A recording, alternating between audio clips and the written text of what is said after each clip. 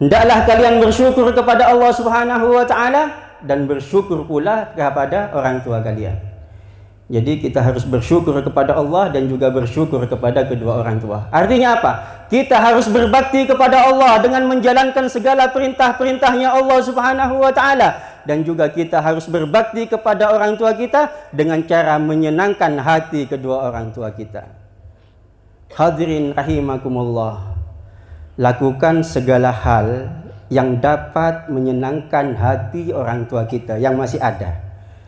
Selama mereka ridha kepada kita, maka keridhaan Allah Subhanahu wa taala itu ada di sana. Selama mereka rela dan senang kepada kita, maka Allah juga senang dan rela kepada kita. Maka dari itu ada sahabat Nabi sallallahu alaihi wasallam yang konon katanya beliau ahli salat. Salat tak pernah ketinggalan, ahli sedekah, ahli puasa, ahli qiyamul lail. Akan tetapi sebelum beliau mendapati ajalnya, beliau kesulitan untuk melafazkan kalimat la ilaha illallah. Sampai dipanggilnya Rasulullah sallallahu alaihi wasallam mentalkinkan kalimat la ilaha illallah di depan sahabat tersebut. Kata Nabi sallallahu alaihi wasallam, "Qul la ilaha illallah." Katakan la ilaha illallah, kata Nabi Muhammad sallallahu alaihi wasallam. Dan sahabat ini masih tidak bisa melafazkan la ilaha illallah. Padahal yang mentalkinkan beliau adalah sahibu la ilaha illallah. Rasulullah sendiri yang mentalkinkan belum bisa mengucapkan la ilaha illallah.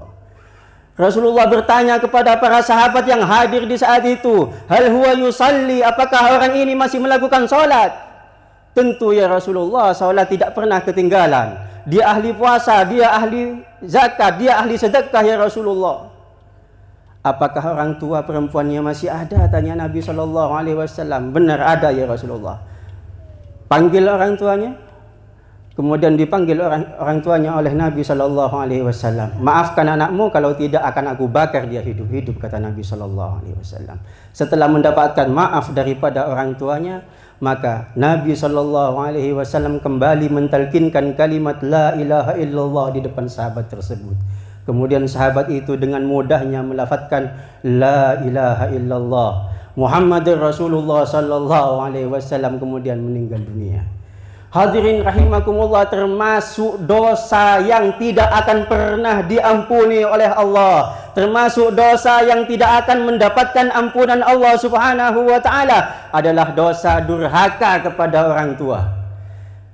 Warada an Abi Bakrah radhiyallahu anhu annahu qala, diriwayatkan oleh Sayyidina Abi Bakrah radhiyallahu anhu, beliau mengatakan bahwasanya Rasulullah sallallahu alaihi wasallam bersabda, kata Nabi sallallahu alaihi wasallam, kullu dzunub yughfaru fiha lima yasha illa uququl walidain fa innaha yu'ajjiluhu li sahibihi fil hayati qabla al mamat.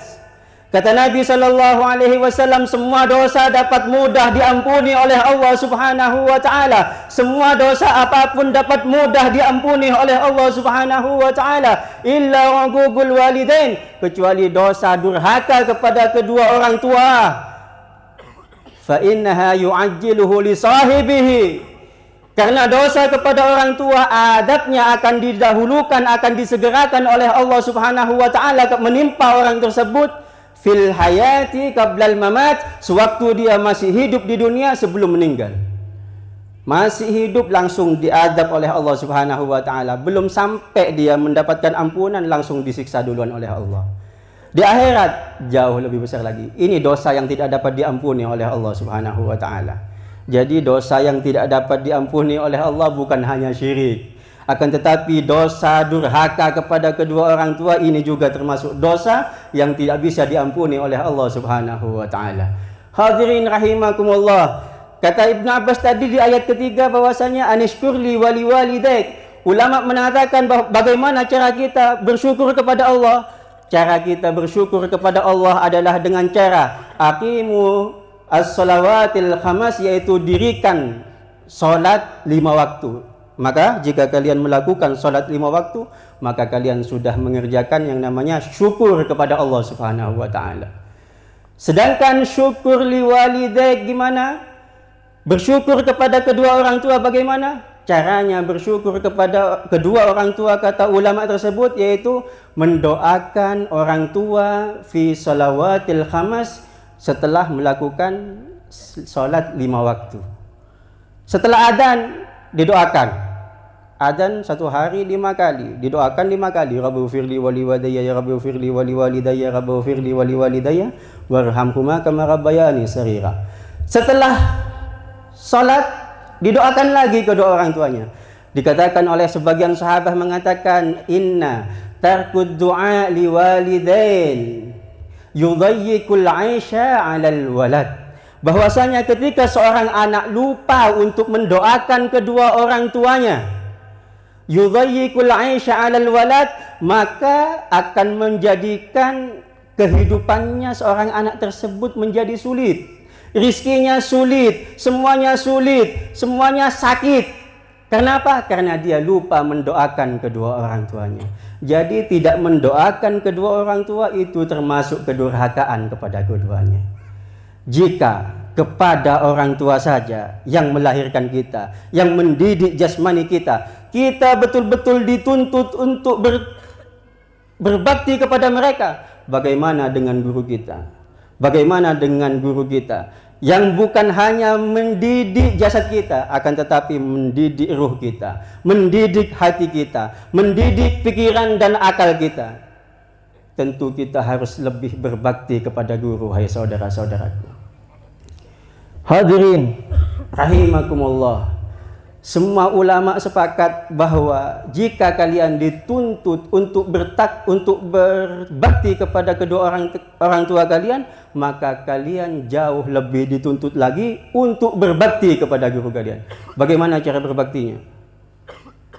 Anishkurli wali walidaik, yaitu dengan cara selalu diingatkan apa yang diinginkan oleh guru kita. Apa yang diinginkan oleh guru kita kepada kita? Guru kita maunya kita jadi seperti apa? Maka kita jadilah seperti yang diinginkan oleh guru kita. Setiap kali perkumpulan guru kita akan senang kepada kita, maka ikuti apa semuanya yang acara yang diadakan oleh guru kita, kita hadiri semuanya. Karena itu adalah kesenangan guru kita. Majelis seperti ini, malam Sabtu ini didirikan oleh guru kita. Guru kita senang ada di sini. Kita hadir, guru kita senang, maka hadir. Setiap ada apa yang kegiatan-kegiatan itu yang didirikan oleh guru kita, hadiri. Kenapa? Karena itu adalah bakti seorang murid kepada gurunya. Hadirin rahimakumullah. Jangan lupa setiap habis sholat terus bacakan Al-Fatihah kepada guru, kepada orang tua. Doakan guru, doakan orang tua.